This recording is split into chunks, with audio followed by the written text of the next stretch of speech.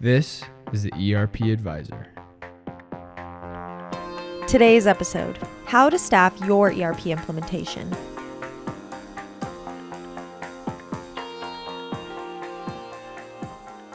Hello everyone, thank you for joining us for today's webinar, How to Staff Your ERP Implementation. Shawn Windle is our speaker for today. Shawn is the founder and managing principal of ERP Advisors Group based in Denver, Colorado. Shawn has over 25 years of experience in the enterprise software industry, helping hundreds of clients across many industries with selecting and implementing a wide variety of enterprise solutions. His podcast, The ERP Advisor, has dozens of episodes with thousands of downloads and is featured on prominent podcast platforms such as Apple and Spotify. On today's call, Shawn will divulge the secrets to effectively staffing your ERP implementation for success without disrupting normal business processes. Welcome, Shawn. Welcome. Oh, right as we're getting started, we heard the gong in the other room, which is good news. Love that twice even. So I know. Hey, we're going to find out what that is after this call. Yes, we will. But today, it's going to be another one of our implementation topics. Yeah. We'll dive in a second. But I mean, it's been a busy summer of implementation topics, and I think lots of companies have been dealing with implementations over the last year. So I think this has been a really good topic. I hope our viewers agree, and I hope you guys are getting a lot out of this. Yep. But it's been a good week. You've been traveling quite a bit. Yep. Been out. I've got to go to Maine. I've never been to Maine. We were just chatting about that and had a lobster roll. Ooh. But the cool part was the restaurant I went to had lobsters, like thousands of lobsters. I've never seen that many lobsters in one place. It was crazy. So, That's but funny. It was very apropos to this discussion. That client, as well as like 4 or 5 others that we're literally in right now, are going through exactly the things that we're talking about. So again, that's the spirit of the call here, of the webinar, is to get you guys aware of these things before you get further down your project and it becomes a problem. So this is going to be really good. Right. And with that great introduction, we can kind of start diving into a little bit of the topic. Right. As always, if you have questions throughout the call, leave them in the chat. We're here. We're ready. I know lots of people will probably have questions on this topic. Yeah, because this is tough. Great. So just to kick it off, at a high level, what are the main components of a successful ERP implementation? That's a good one, because there's really like 4. The first one's luck, but don't plan on luck. But there's the right software, there's the right implementation partner, and then there's the right client-side team. That all equals, plus a little luck, success. Right. So you got to make sure you got the right software. Like if you pick the wrong app, that's just like terrible, right? I mean, we got so much stuff on our website that can help you at least understand classes of applications, what's happening with some of the bigger vendors. We can at least get going in the right direction. Of course, we're there to help, but you got to get the right product for sure. Then you do need to understand that there are multiple people, teams of people that can implement the software, and you want somebody that has referenceable customers in your vertical, your industry, better yet, your micro vertical. You also want resources that you like. Imagine that. Yeah. And maybe the last important thing I'd say is they have to want to work with you. So I'm going to talk about that one for a minute. And then we're going to talk more about this third aspect I'm going to get into. But here's the thing, is that people are people. Right. They really are. You know, if you go to a pizza joint and you get a pizza, or you go to a different pizza place, you get a pizza, not all pizzas are the same. We're going to all agree to that. Maybe Domino's, it is the same. I don't know, but sometimes you go into a Domino's where there's bad people and it's not very good. Yeah. I don't know. I haven't been to a Domino's in a while. Although Erica likes this place called Hungry Howie's. I think that's what it's called down in Florida. So they do a pretty good job too. But if you think about the chefs and the servers and everything at fine restaurants, that's what makes a huge difference, right? It's easy to see that versus maybe more fast food. But you really have to find a partner that wants to work with you. And I'm talking about not just the salesperson, not just the person whose job it is to sell the services, but the probably 4 or 5 key roles, right? But the first one is the project sponsor, so an executive from the company. There's definitely a PM. There's definitely like a lead architect who's pretty technical in that. And then Probably also like a functional lead. So let's say it's an accounting implementation. You want an accounting functional lead that you like, or it's operations focused, or it's CRM, or it's HR. You want that kind of functional lead also. Those are 4 key people. It's always a good idea to meet with before you start your project. Right. It's like getting married and not meeting the person before you get married. So meet them. They have a show for that. They do. Maybe we should do that. I bet that'd be more exciting than you and me wearing our greens. We set people up. We should do that. We should set up like bad implementations and film it and watch what happens. It's the right software. It's the right partner, and it's not. Right. Oh, God. That'd be terrible. We have enough of that happening already, frankly, in the real world. But you really want to have the right implementation partner. And those are key things that I would say, those aspects that I just went through. And now I'm not going to talk about that anymore, because we're going to spend more time on the third point, which is your team. Right. So this is you, whether that's fortunate or not, and it's others throughout the organization. It's maybe your boss's boss who's cutting the check, all the way down to detailed people that are actually going to be learning how to use the software. Yeah. So we'll get into more of that, but that's what I would say are kind of the 4 aspects. The last one of luck.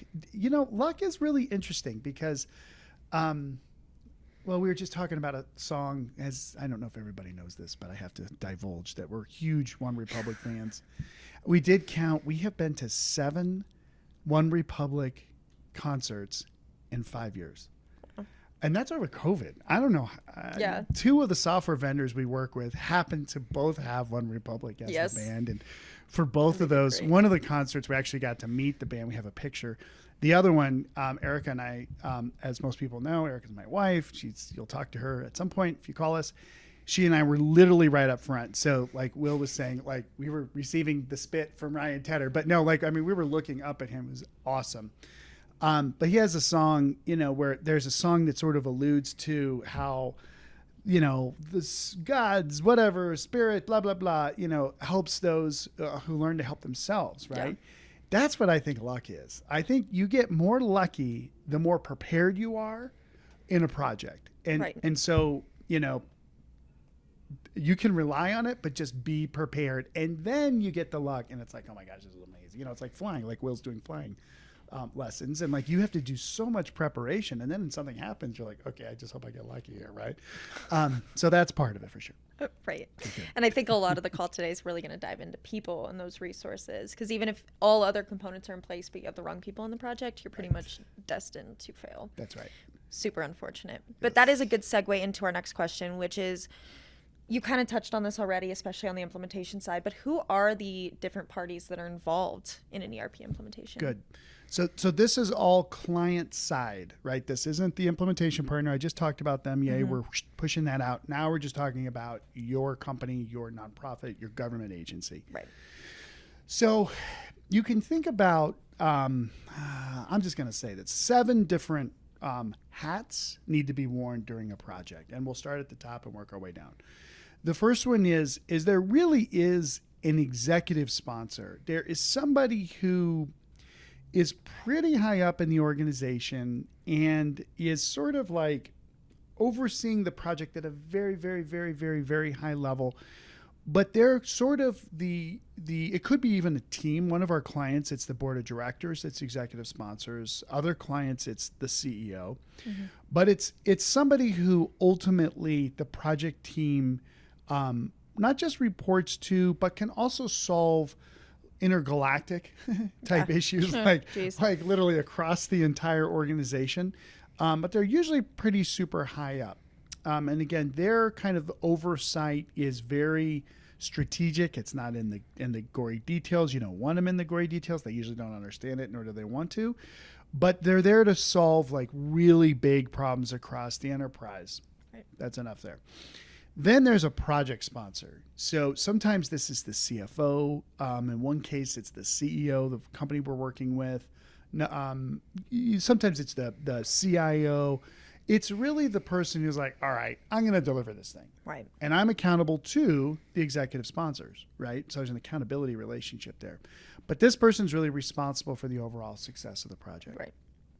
Then there's usually like we'll call him a project manager. There's somebody who could be more administrative, Or they could be a little more strategic program management kind of, but they're really taking the objectives and the goals of the project. They're translating it into the tasks that need to get done. And they're finding the people throughout the organization that need to do the actual work. Right. And they're like facilitating it. Now, that role can be minimal. Or it can be, a full-time job. It could be 50 hours a week, depending on the size of the project. So there's a lot of variability with that project manager role. Then there's what we call the lead analyst. Now, the lead analyst is a usually a business-oriented person. They have a little bit of technology background, so a little technical, but they really understand the business end to end. So they understand order to cash, procure to pay. They're not maybe, unless they're the CFO, they might not know the intricacies of the month-end close process, or the controller, I should say. But they know a little bit about the accounting, right? They know a little bit about, again, like I said, even estimating sales, contracting, quoting, all the way through to the whole process, right? So we call that the lead business analyst or lead analyst. Then we have subject matter experts. And these subject matter, SMEs, exactly. I think we had one client, they call them schmees. Literally, they call them schmees. I like that too. Like schmear, do you want the schmear on the bagels, But we'll say such as SMEs. And they really know sales. They really know operations. They really know accounting. They really know project management. They really know field services management. There's these departmental sort of leads, and they may not be the head of that department. Usually they're not. Right. Usually they're the person in that department that's frankly, usually the most valuable, who knows how everything works and sort of kind of bridges between the people that are doing the real work and the administrative team, something like that.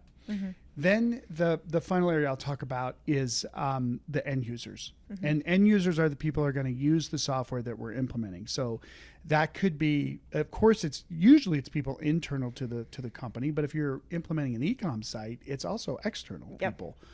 It could be vendors that are doing more EDI integrations with us that we didn't do before, right? So you have to look at the end users not as just the accounting team that's going to use the software. No. We have to think broadly, who's really going to use the software from an inputs or an outputs or even a reports perspective. So, those are probably did I say 7 or 6? I meant to say 6. Those are the 6 hats that on every project we sort of look for. Is there a change management lead or a training lead or, I'm sorry. I did leave out really, really, really, really, really an important one, which is the technical lead for sure. So we'll say there are 7. The technical lead is the person who's not just thinking about data migration, extracting out of our current systems, cleaning it, transforming it, putting it into the templates to give to the implementation partners. But they're also thinking with setting up the barcode scanners. They're thinking about the new printers or labels or integrations. They're thinking about maybe new handheld devices for the people in the field, or there's sort of this IT kind of orientation with systems too that comes into it. So those are the 7 hats, and the key thing here is somebody's got to wear those hats. Now on teeny tiny projects, maybe one person wears it all. I pity that fool. Yeah. I go back to my roots of the A-team in the 80s. Have you guys ever heard pity? Yes. I pity that fool.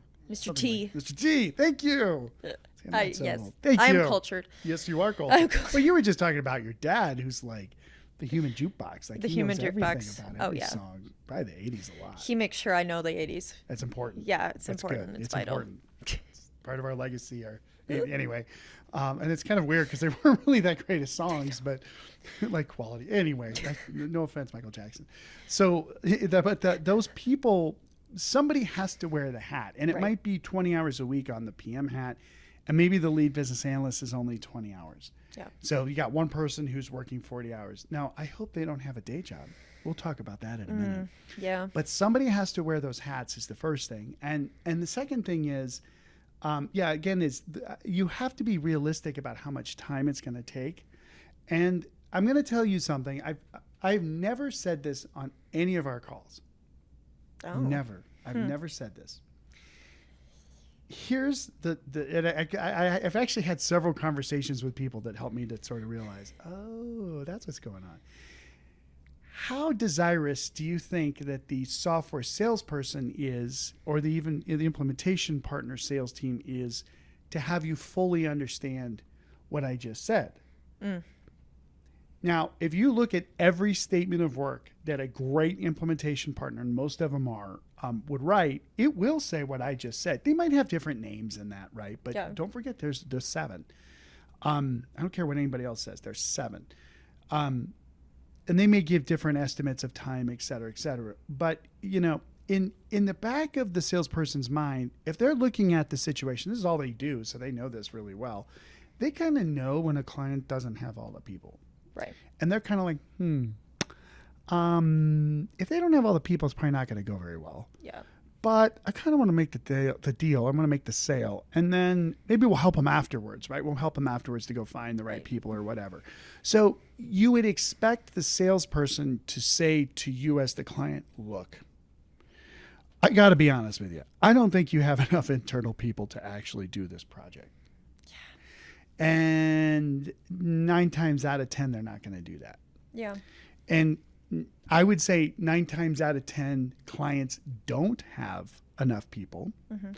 And that means that 9 out of 10 deals would probably get slowed down until the client found the right people. Now, people that listen to this webinar or our other stuff, maybe even some of our competitors, although I think the competitors are more flashy. Maybe it's a little more interesting. Yeah. At least we wear interesting shades of green. Yeah, we're fun. We're fun.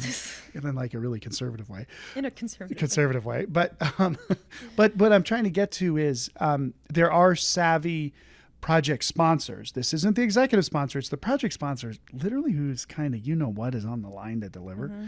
You better be thinking with this.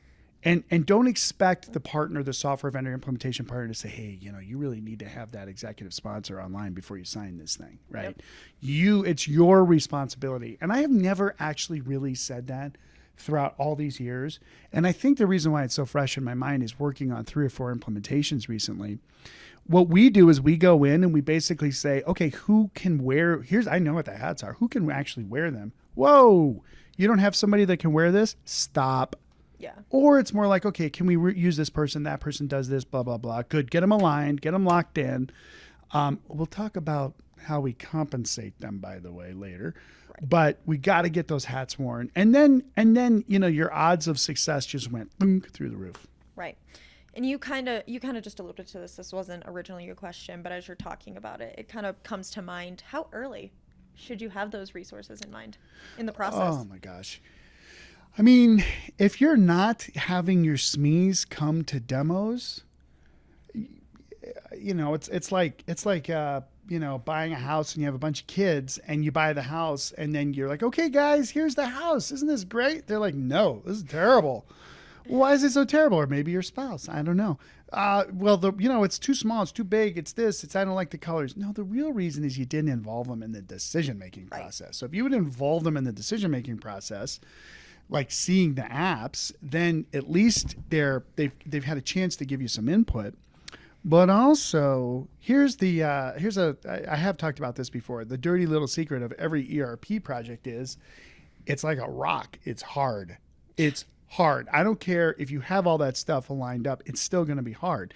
So then if you're you didn't have them involved in the selection process, and then the project gets hard, they're going to look at you and just say, I think you picked the wrong app. Yeah. This is way too hard. I didn't know it was going to be this hard. You're putting all this strain on me, and the sales team says, I can't sell. I can't close deals because you're having me clean my data and this and that and da-da-da-da-da, and changing my processes and so on and so forth. So I'm not going to do this. They're like, but we just committed to like $500,000 in software, and the implementation team's billing. So we just wasted $1 million. Yeah.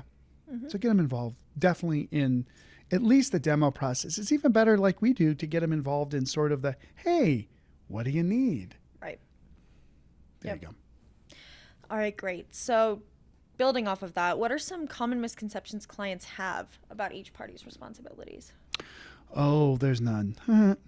At all. It's all easy. It's easy. That's right. That's the first misconception. You said it perfectly. Yeah. Yeah, it's easy. I just take my car into the garage and I leave it, and then they call me at the end of the day and I go and pick it up. Like ERP is just like that. Yeah. Oh, no, not at all. Not even close. A single tear rolls down your face. A single tear. Kind of true. Help. Yes. Yeah, I really do believe this is I got to get on my rant, even though I've been ranting a lot. So somebody said to me, and I believe this because the number used to be 50 billion. Now it's $60 billion a year spent on ERP for sort of mid-size organizations. That's a lot of money. And then if you have the implementation services that are spent when they first buy it, right? You don't spend that every year, or at least a 1-to-1 ratio, usually a 1-to-2. So every year there's at least $100 billion going into ERP expenditures. Maybe a little less because not everybody's implementing every year, but there's a lot, right? And a lot of it fails. A lot of it does. Say even a small number is like 20 billion. That's a huge number of amount of money that's being spent that people aren't getting satisfied. It's like, McDonald's serves like over 1 billion or probably 10 billion. I don't know how many burgers. Like, 20% of those burgers are horrific. We can all discuss if we think McDonald's is bad or not. We're not going to do that. We could talk about Cheetos, but we don't talk about that too. Yeah. Yes. But the bottom line is like, okay, 20% of the time you don't get your order. Yeah. Like that's bad. So the biggest reason why that happens is because clients have the misconception that the vendor, they don't even know who the implementation partner is usually, is going to come in and just set up the software and it's done. Yeah. Like, do not think that way. It's the equivalent of me.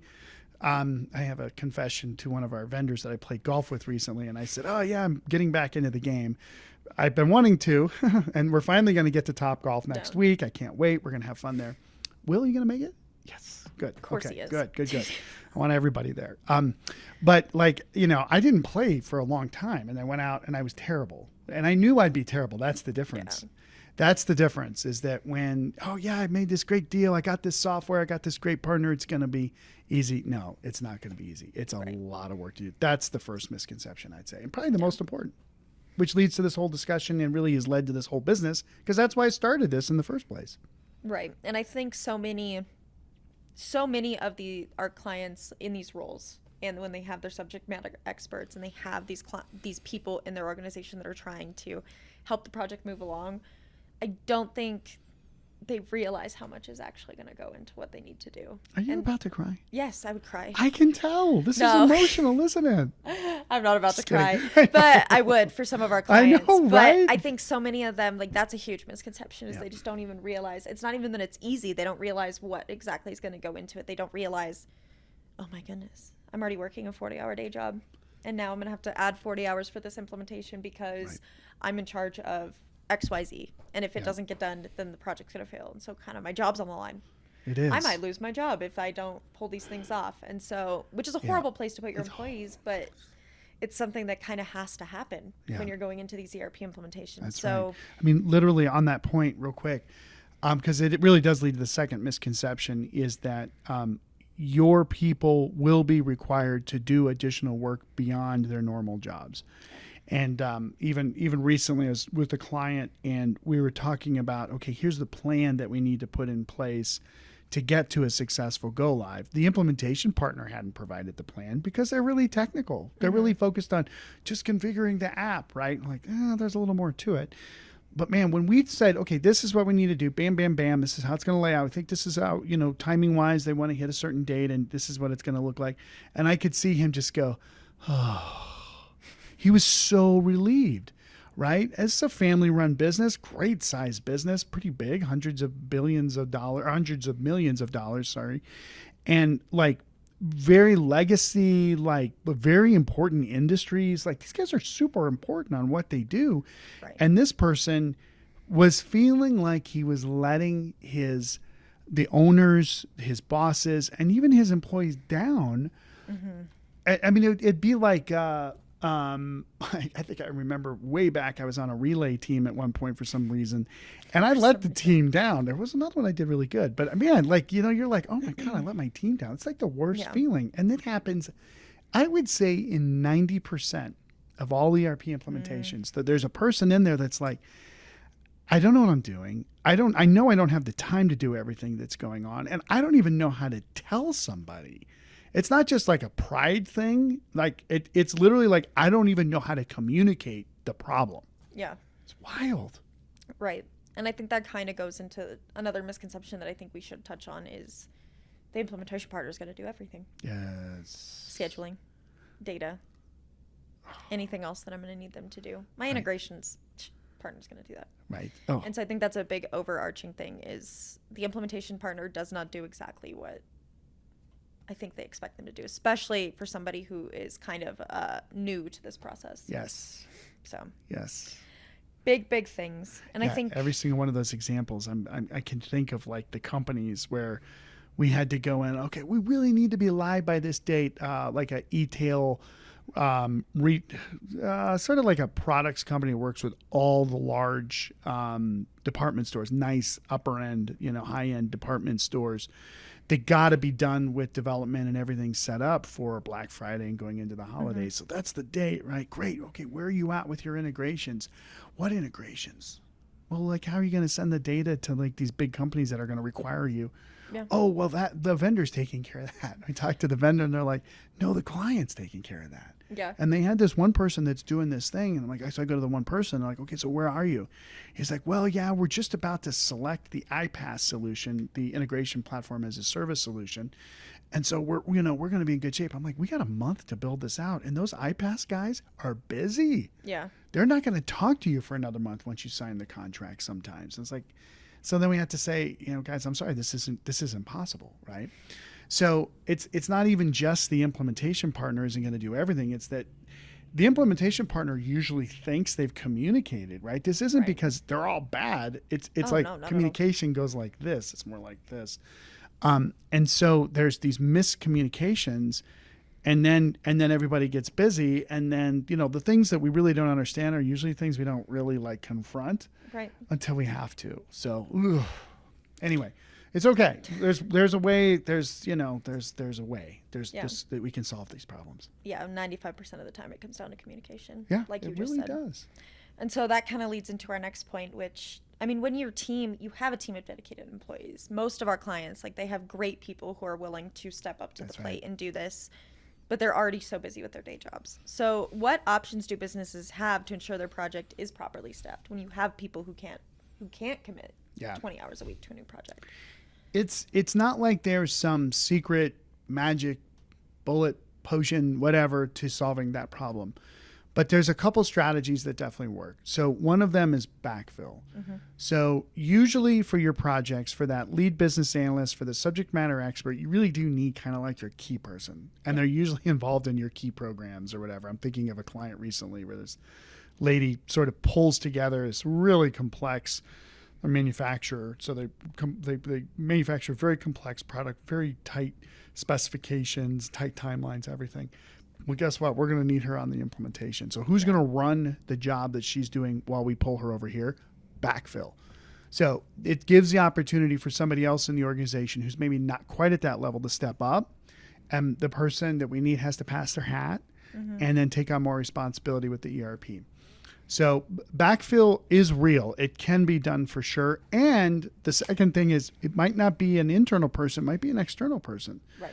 So especially if there's more clear, evident processes to run, maybe we can use a temp sort of an option. There's a ton of people out there that are sort of like outsourced CFO, controller, bookkeepers. Right. Bring some of them in, especially on the accounting side. Maybe there's some order entry people you can do. Maybe there's even some, general clerks that you can bring in on a payroll implementation that can do some of the things you're doing today. So backfill with internal or external resources. Definitely firms like us, we work with the client to do lots of different things that are more related to the project, right? More technical. That's what our thing is. Right. But then there's also augmentation service providers. Tech Systems is actually one of these companies that has great people that can come in and work for a certain amount of time and then whoop, they're out, right? And then they usually has some technical capabilities there as well. So, those are some of the solutions. I will say another one is you are going to probably be asking your key people to work a little harder. Right. So please don't forget about additional compensation. Yes. And I think what I've seen even very, very recently was project sponsor, executive sponsors. I mean, these are folks that are like, they're all in on the company. They're gonna do whatever they need to do to make it go right, regardless of short-term compensation, et cetera, et cetera. But they need people that are at different levels of commitment to the business, frankly, to do a lot more things. Well, guess what?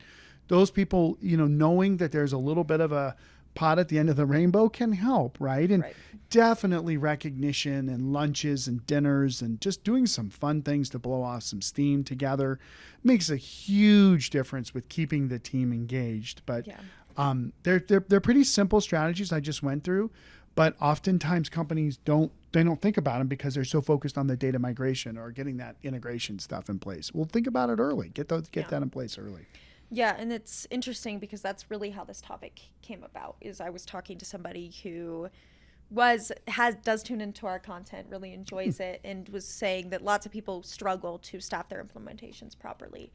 And he even brought up an interesting point from his personal experience, is that he'd been involved in many ERP projects and only one of them was really a success. Oof.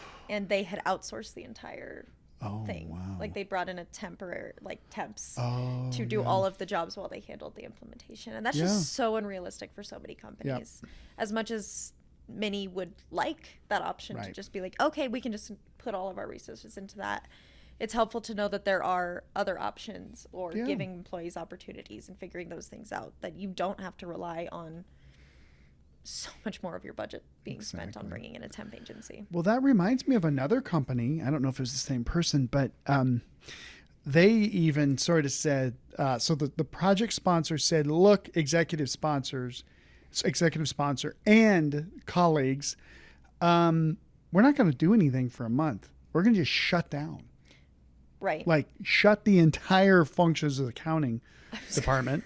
And they said, you're not going to get financials until a month from now, but we are going to focus heads down the entire group for a certain amount of time on just the project, and then we're going to be done. And it actually went really, really well. If it's who I'm thinking it is, though, that's why it went well. Yeah, well, that's right. I mean, this guy's kind of I'm just going to say he's a shit. So, I mean, he just made it go right. He's no nonsense. No nonsense. He was going to make sure that went right. That's right. Kind of no matter what. Like he really is. But that concept, sometimes you have to think creatively. I would definitely, again, another thing I hadn't said in all of these calls before, all these webinars, think creatively about solutions that might be a little wonky when somebody, like get everybody in the room and say, guys, like gals, what are we going to do? Like these are the realities. I want your craziest idea. Like craziest. Okay, we could get blow up dolls and they sit at the windows and make it look like everybody's working and everybody's not. I don't know, like crazy. Because out of those discussions and out of that brainstorming, you could come up with something like even a business I was in recently. Like we just sort of said, we kind of went in and looked at, assessed the situation. We just picked an arbitrary date and said, this is the date that we think we can make. And it's going to be, to the wall, like for real, for like 4 months. And if we don't do it for 4 months, if we don't put the date out and make the run, it doesn't matter how long it's going to be towards implementation, because people aren't going to put the time into it until they're like, oh my gosh, this is really happening and I have to focus on it. And then they make it go right? There's a necessity level. They make it go right, but with a methodology that they know what to do and can do the next thing and the next thing and the next thing. So don't just put a stupid date out there, but also make sure that you've got the structure and the plans behind it to support it. But you can do it. Yeah, and we've kind of already touched on this, but what does a business do if they know for a fact they do not have the internal resources to pull ERP implementation off? And does that mean they just need to not do it? That is a really good question. I mean, of course, it depends. Mr. Wheeler would be proud of me, my accounting professor from college, who always told me the right answer is it always depends. But I would say yes, and I would say no. Yeah. And now this is directly to the project sponsors out there. These are usually the people that hire us. They're usually a little newer to the organization. They're usually a little more aggressive in terms of doing the right thing for the business, and they're willing to take some risk. That's who I'm talking to when I say this. You have to sort of decide, is it really the greater good to just suck it up, buy the software, get the implementation partner in place, and hope like heck that it all works out, right? Are there enough pieces around the organization that when it becomes more real to the organization, look, we're going to do this, that the people come out of the woodworks and all of a sudden they're made available? That's if your business has good people that are process oriented. They think end-to-end process. They think with, continuous improvement. They're thinking with, okay, where are we going to take the business and how do we get to the next level and all this other stuff. I'm thinking of a client of ours who we helped them with an accounting system years before, and they just engaged with us on a construction management system. These guys are growing like mad, but they have great people. I know there's great people in that organization. So I know once they're like, the necessity is there, it's required that I get these people to be engaged. And you can go to your executive sponsor, who better be pretty high up, and say, I'm going to have these people engaged. Oh yeah, we'll make that happen. No, I really need you to make that happen, right? And then you watch what the executive sponsor says. And if they're and if they like delay, they're like, oh, we're about to make 6 acquisitions and I need all those people to work on those acquisitions.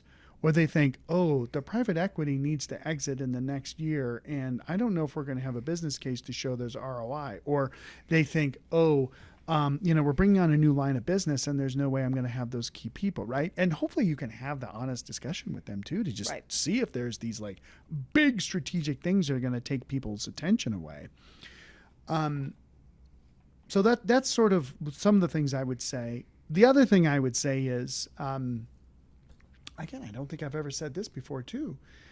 The more likely your project is to not have the attention of your resources, the more I would recommend you get cheaper software.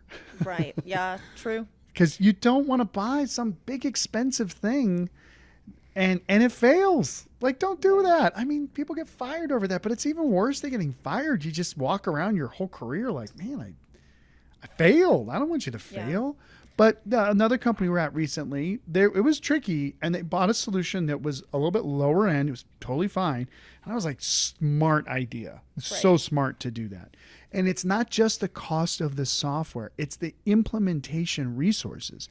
The bigger solutions like, the Oracle, Workday, SAP, even IFS, big Microsoft Dynamics 365, F&O. These projects are like $1 million, $2 million, $5 million before you even really get into a lot of complexities. And if you're going to pick one of those apps, you damn well better make sure that you have those 7 people lined up and that they're all in and that you're ready to go. If you buy something a little smaller and maybe you got some people that are kind of interested, okay, well, maybe they get more interested during the project. Does that make any sense? It does. Good. And I think my one caveat to that would be, though, cheap software doesn't always mean cheap implementation. That's right. And cheap's not the right word. Inexpensive is the right word. That's you never want to use the word cheap. But inexpensive software doesn't always mean an expensive implementation. So that is definitely a factor and something to be wary of going into that selection.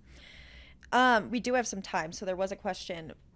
We've really been focusing on people who are preparing for an implementation, but we always want to come back to, if we learned anything from our ERP implementation case study series, is there's so many people who are already actively involved in an implementation and need help. So if you are already in the midst of an implementation, what are some signs that you don't have the right balance of resources? And is it too late to make changes if you're already in the middle? Yeah, phenomenal question. So what are the signs, the indicators, what points to the problem of not having the right resources? Let's see. I want to start off by just dividing between, you really need to look at the signs for the not enough resources internally and externally. Right. And you really do need to dig in on a gradient on this problem. So let's start with the external, because that's usually a little more obvious, right? if the external people are not making the time to work on your project, that's a bad indicator. We have a client right now. We had a really long implementation window. I hated how long it was because I knew what would happen, and it's happening. The implementation partners got other clients that they're focused on. Right. So that's why we ask the implementation partners to give us weekly reports on what times their people are actually putting into the project. Even if it's a fixed fee, we still ask for that. Yep. Or some report that says, here's how many people are actually working on the project. So if you see those times diminishing, right? Like if they're getting low, or we're really under budget, that's usually a bad indicator. Yikes. And there's certainly project management tools and things you can sort of show like what the expected burn rate is per week. And if we're below it, that's a problem. That's one thing on the implementation side. Probably another one I would say is things just aren't getting to 100% complete on a project plan. Yeah. The most risky thing on a project plan to me is something that's 95% complete or 90% complete. Oh, it's done. Great. I'll put my attention over someplace else. No, it's not done. It's not. 100% is done. So what's that last thing?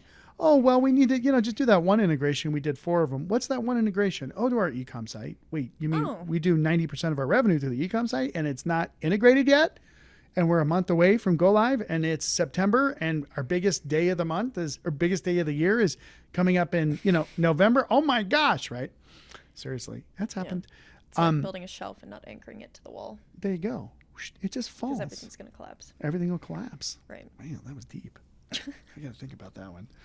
Yeah, I literally like it just falls apart. So that's on the implementation side. Those are a couple things I'd say. Again, projects or tasks not getting to fully complete and done, and project team just not you monitoring the project team and how much time is actually going into your project. Right. On the client side, it's a little more tricky because you're around these people a lot. I would say executive sponsor wise, if your executive sponsor really is just kind of brush off. That's a great phrase, brush off. Oh, I know you got this. It's fine. It's okay. Actually, no, ma'am, I've got some questions and I need your help. No, you got it. It's okay. That's a bad sign because they're like, I'm so busy. I don't want your problems. But guess what? There might be problems that you have to give them, right? Like sales is not giving us the attention on the time. And I need you to go talk to the SVP of the CRO, whoever, to just give us the time from the people. You can't do that. As an internal client personnel, you only have so much goodwill with different people in your organizations. So for you to go to the SVP, or the CRO, if you're the controller or you're the, director of IT or whatever, you can't do that. You got to work with these people later. So you need to go up the chain and then they go down. So if your executive sponsors just brush off, that's a bad sign. Project sponsor is really not aware of what's going on in the project and not really vested with the success. If the project manager's just super teethy-weethy, high level in the project plan, like, I'm just managing the tasks, and they're not really understanding what's going on in the project, you're hosed. If the lead business analyst is too busy doing their day job and they don't really understand the end-to-end flows, you're hosed. If the subject matter experts are really just focused in on, talking about what they want and talking about what they want and doing a demo and talking about what they want and talking about what they want and not taking ownership, and they're not like, oh, wow, I actually have to make this work, this area for our company, your host, seriously. If the technical people are like too busy with, setting up the technical infrastructure at the new offices that we just put in or that we had that happen, or they're, focused on getting the reports out for today, if they're not really focused on actually doing the data, actually setting up the peripheral devices, actually doing things, your host. And then finally, if you're doing training with your end users and it's going bad, I mean, you were at that point, I'll just say you're screwed. Like, because now you don't have that much time. Like your end user training needs to be done within a month to go live. And you might even do some refresh training right before you go live. You should. And if that training's terrible and they're like, I don't know where to go in the app and I don't know this. And then they start to do, and then like, I just enter my time and I don't even know what I'm doing. You better make dang sure that you've got training and set up and everything else. I mean, that's pretty good. Yeah. It's a lot. It's a lot. It's a lot to consider. Make it more interesting. Maybe we need to put like a Hawaii background. I know. Or something.